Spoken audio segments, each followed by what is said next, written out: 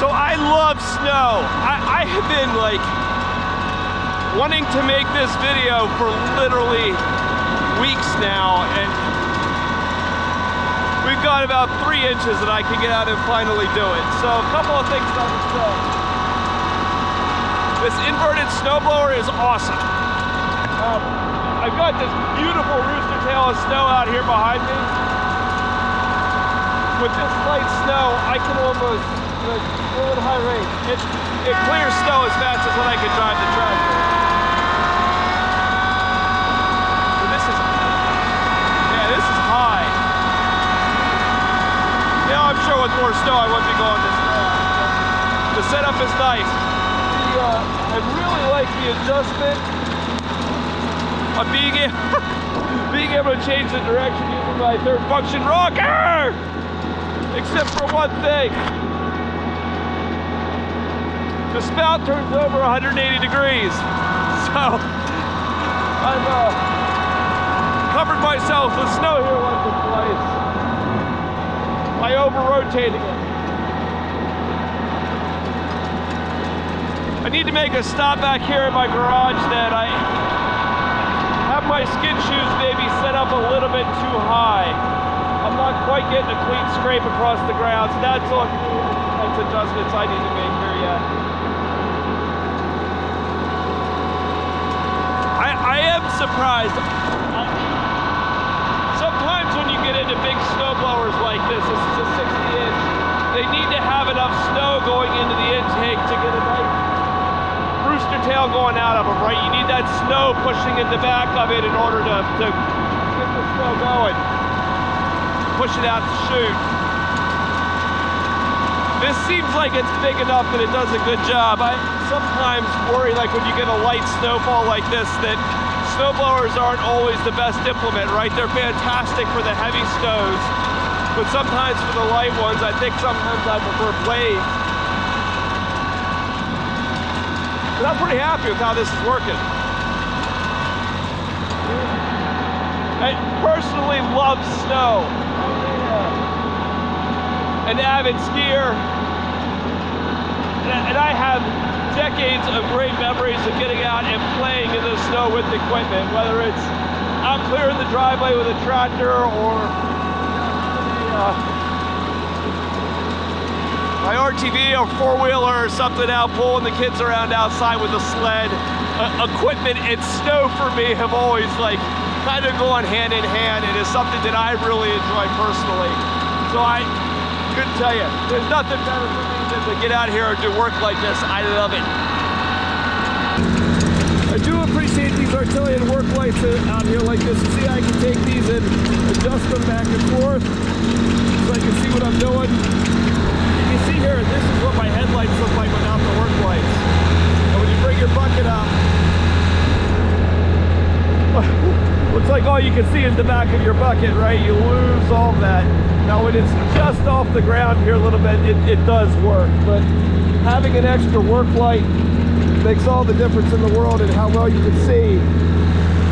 On my other side, I have this other one set to the back so I can see my snowblower running. If I look back behind me,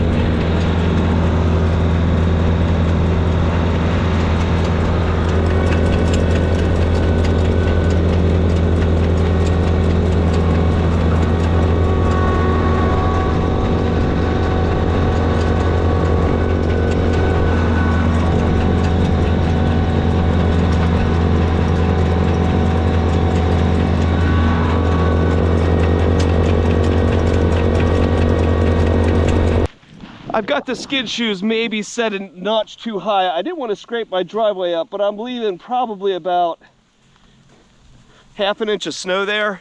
And one of the things that I wanted to see with this inverted blower is whether the tractor driving over top of it was going to cause a problem, get it not scraping clean. So I'm going to head back here to the garage and adjust my skid shoes up a notch so that we get that cutting edge running against the driveway and see what it does.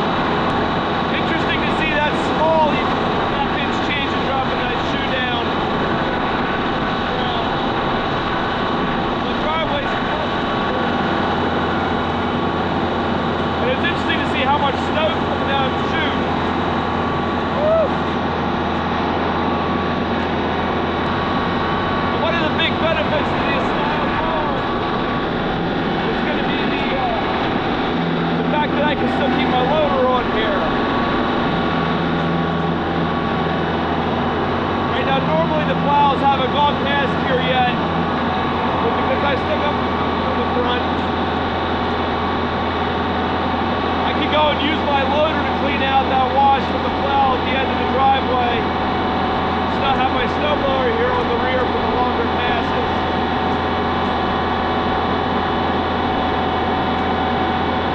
I do appreciate having this thing inverted and just driving forward, right? If you have a longer lane,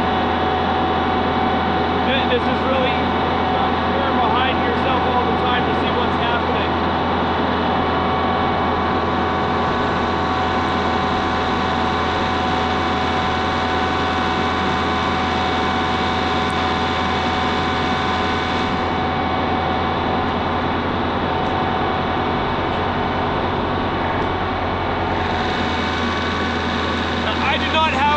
For a remote of my tractor. I have this plugged up to my third function valve, right? You're generally not going to go and operate a ground ball in a snowstorm, right? So I've got two couplers I can up-top of my hydraulic my third function and use that rocker switch up here on the loader stick in order to operate the rotator for the snowblower. I like that. It's slick. It's having that control up here on the joystick is really smart and versatile. Probably something people should consider more for their third functions if you need an occasional. The naysayers for this thing are always telling you, why do you want to drive over top of your snow before you hit it with your snowblower? Isn't that stupid? You're just going to pack it down and then your snowblower is not going to pick it up. Well, take a look. Where all my tire tracks and everything are, you don't see any of that. It's taking this off really, really nicely. And that shoe is set just about perfectly. I'm not really like barring my driveway up super, super hard. In fact, if anything packs it down, if I dust all this out of the way, you can see here where my skid shoe was. But I don't see a whole lot. If I keep moving towards the middle here, maybe there's a little bit of tire. But man, that's hardly leaving anything left. It's really done a nice job of picking it up. So I don't see that driving over top of the snow before getting to the snowblower is too much of a detriment. Okay, now if we go up here where the driveway is, up to the garage doors, I'm gonna take my loader bucket, keep up here to the edge, drop my bucket down, and then just pump it in the float, do a little bit of back drag, in order to pull that snow away from the garage door.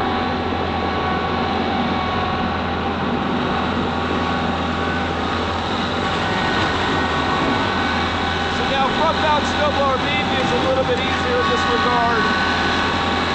You can get perpendicular to your garage door, you can kind of make a pass. Now, I guess I can do that with this too, but most of the time you're going to need to make some passes like this with back drag away from your doors.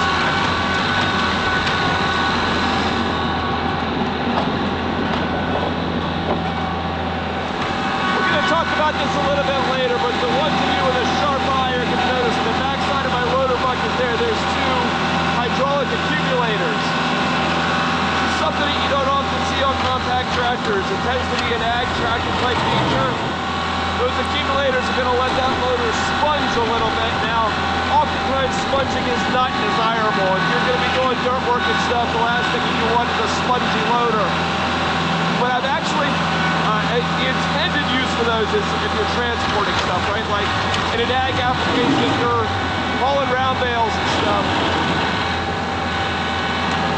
Having that little bit of sludge there in the loader really makes the machine ride a lot smoother. I'm finding times though that I actually like it for other things too when I'm back dragging and I don't want to be in float. When you're in float doing snow like this, you oftentimes lose a lot of your front traction, especially if you're pushing forward. Or if I'm in float, I've got that thing pushed down to the ground. And I want a little bit of pressure, so I pop it into float and then take it out. And you'll see when I back up, my loader moves still wiggle a little bit. That's the accumulators taking up some of the pressure. So interestingly, I'm finding that I actually like those accumulators for snow removal. So now that I've got everything moved away from my garage doors, I'm now going to take my snowblower back over, set my spout up so that I can shoot me in the back of the head.